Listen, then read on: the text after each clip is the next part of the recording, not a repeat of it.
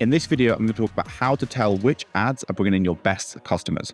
So this means you can actually scale and spend more in the right places to grow your brand and not just focus on the lowest CPA, but also focus on the maximum return. And in some cases, the easiest customers to actually service if you run a service-based business, how to tell all of that just from the ads that you're promoting on the front end. So you might already be running Meta campaigns or Google ads. That's totally fine.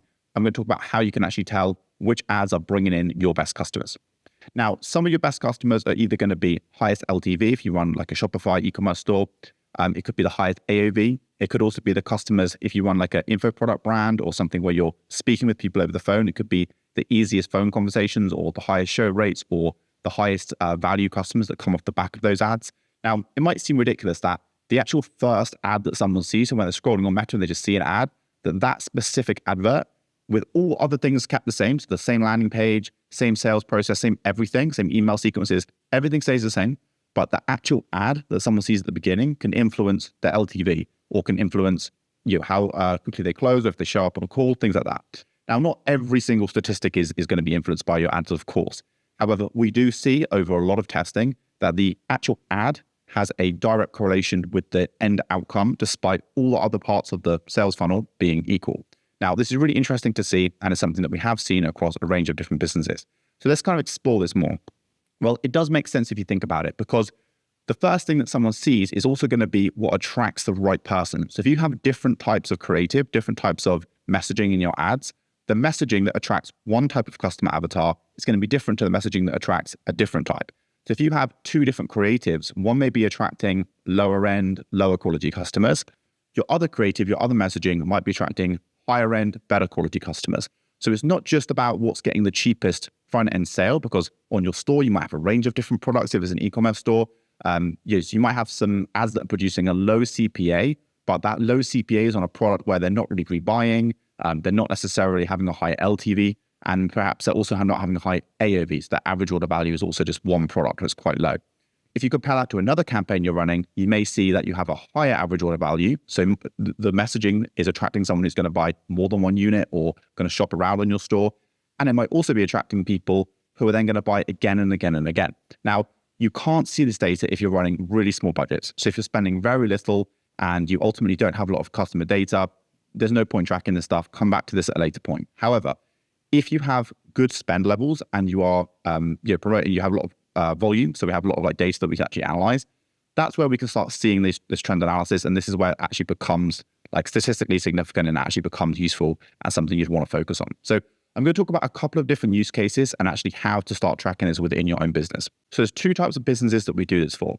Now, we service as an agency e-commerce brands, and we also service info product brands. Now, both are transacting online. Of course, with info products, sometimes it's over the phone, but we're generating that qualified call. Now, we want to be tracking for those types of brands, for the info products, we want to be tracking quality calls, we want to be tracking call volume, and in some cases, we want to be tracking direct purchases off the page if we're promoting something where they're just buying directly off the page. Now, in that instance, we want to see which ads are going to fundamentally convert a customer better, even if that customer's converting over the phone or if they're converting off the page. Our other customer avatar is e-commerce brands. So for those clients, we're looking at which ads are producing the highest LTV, which ads are producing the highest AOV, and of course, which ads are producing the lowest CPA. So the cheapest customers and the best customers, we're looking at that data combined. Now, what we're fundamentally trying to do here is just see where can we spend to actually grow the business.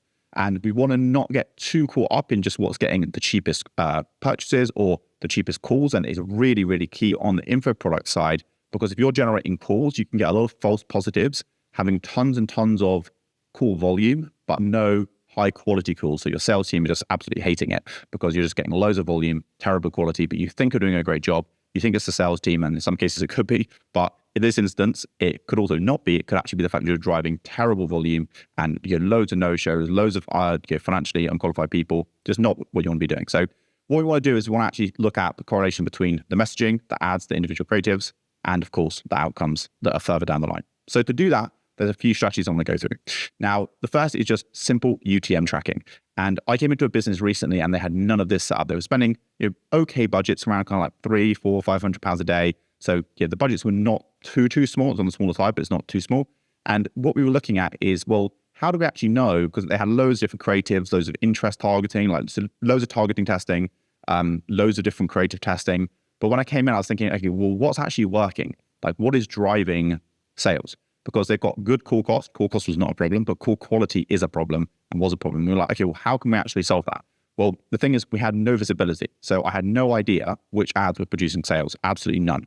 And when I looked at the tech stack and I looked at the customer journey, when I put myself through it as a customer, I saw that there was no way of us tracking this because they weren't using Hyros or Triple Whale or any third-party tracking tools, and they didn't have simple UTM parameters in place. Now, this was a symptom of the fact they were running a funnel where they had a tech stack where it was taking them from one piece of software to another piece of software to another piece of software, loads of iframes embedded, no code to kind of pass the UTM parameters. So basically what was happening is there was a complete lack of visibility throughout that customer journey. And this made it impossible to do media buying effectively because on the front end, and just for context, this was an info product brand, there was no way of knowing because the core cost was very, very stable. So across let's say 5 different creative concepts, everything was achieving like a core cost of about £50, but nothing was achieving, we didn't know which ones were achieving sales. So was it all on one? Was it not? Was it even? How do you even know? So what do you do? When the front end metrics are pretty stable, but the back end metrics were completely wrong or completely out of KPIs, how do we even know? So first thing we did was say, look, before we do anything, we need to know what's working. So we moved the tech stack from a multi software solution into a one software solution. And from there, we were able to pass the UTM parameters more accurately. And then we could start seeing when the sales reps close a deal, I could go in and look in the system and say, right, well, that advert that produced that call booking was this campaign. Now, does it mean that's the only campaign that had a touch point? No, it doesn't. They may have seen 3, 4, 5 ads before finally taking action. But at the end of the day, we need to see some indication, right, of what's actually having an impact. So that enabled us to start seeing, okay, this ad at least, we know had a touch point and had a contribution. And then we were using that data to say, okay, brilliant. Now we can say this concept has racked up 4 sales, 5 sales, 10 sales. We can now spend more in that concept versus before it was just completely blind. You can also apply the same UTM parameter tracking method to basically anything. So e-commerce, info product, doesn't matter, lead generation, it's a very, very fundamentally, it's quite a basic tracking process. It's been around for a very long time. It's nothing new. It's just the fact that what we see sometimes is that people are just not leveraging it. Okay, so if you're not leveraging it and you want to kind of do this analysis and you've got decent volumes, then 100% start tracking UTM parameters makes a lot of sense. Very easy to do these days. Something I would highly recommend. So that's step 1. Okay, basic UTM parameters tracking. So the second option is to use a third-party tracking tool. So something like Hyros or Triple Whale. There's other options available as well. These third-party tools integrate the UTM parameters. You put their code, their pixel code on your site. You link everything up. They connect directly sometimes to the to Stripe directly or to ClickFunnels directly or Shopify directly. So they integrate nicely. And what they do is they will basically do a lot of this heavy lifting for you, and they'll put it out into a nice reporting dashboard, and they'll link it all the way back to the campaigns. So you can see what's happening without actually having to do any UTM parameter kind of tracking manually. Okay, so it's just a lot more kind of automated and simplistic, and it works very, very well, especially at scale and for brands that are spending more. So this comes back to when we're working with a client that have a very low budget, we'll kind of start without this stuff. If they, as they scale up, we're going to definitely be using things like Triple Whale, 100% if it's a Shopify store. Hyros, great, a great tracking solution as well, which we typically use with our ClickFunnels clients, things like that. So these tools are really valuable, and it's just another solution. I have a video on my channel actually from ages ago. I was reviewing Hyros, so I just kind of talked about the process. I think I've got another one talking about Triple Whale as well. So again, great tools. You can look these up, and I would highly recommend looking into them as a solution. Now, these also give you additional reporting. So Triple Whale, Hyros, they will give you different reports depending on the plans you have and kind of the information you're feeding in. But you can start looking at other cohort-based analysis. So things like not just which ads are working well and which ads are producing sales and which ads are producing high LTV. You can also look at which customer journeys are producing high LTV. And this is really a kind of a bonus that expands on what we're talking about here. It's not just the ads that produce, that kind of dictate the LTV, the AOV, and the quality of your customers. It's also the places you're sending them and the journey you're putting them through. So you might have 10 products on your store, and maybe one product sells really well. Maybe a second product sells slightly worse, but when you actually do analysis, you can see, well, that product that sells slightly worse on the front end, maybe our CPA is 1.5 times what it is on a different product. So you make it a little bit less. You can say, okay, well, over 12 months, 6 months, 3 months, that product, that customer journey actually is worth more money to my brand because they've come in through a different kind of door. And that door is actually producing more money when we send email campaigns And it can just be due to like the type of product. It can be due to loads and loads of factors that are just not necessarily visible right away on the front end. So that's where you can start justifying spending in different places, and not everything has to be equal. So you don't just have to say, this is the cheapest thing to get a customer, I'm going to spend all my money here. Maybe you want to spend the majority of your money there for sure, but maybe you also want to spend money in this other door of your business that actually gets people in and over the long term produces more profit, more revenue. And maybe it's a balancing act between short-term ROAS, cash flow, and also long-term LTV. So this is where you can start balancing these things. And by understanding it properly, you can ultimately grow the business easier using paid media.